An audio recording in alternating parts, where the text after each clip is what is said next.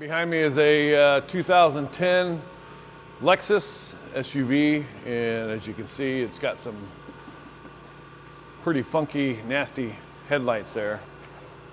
They're not very clear.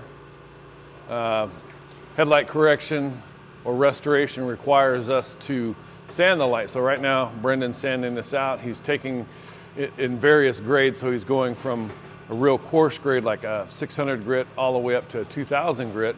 He'll polish this out and then apply paper protection film on top of them. That seals them up and pretty much eliminates it ever turning yellow or turning foggy again, unless something happens to the inside of the lens.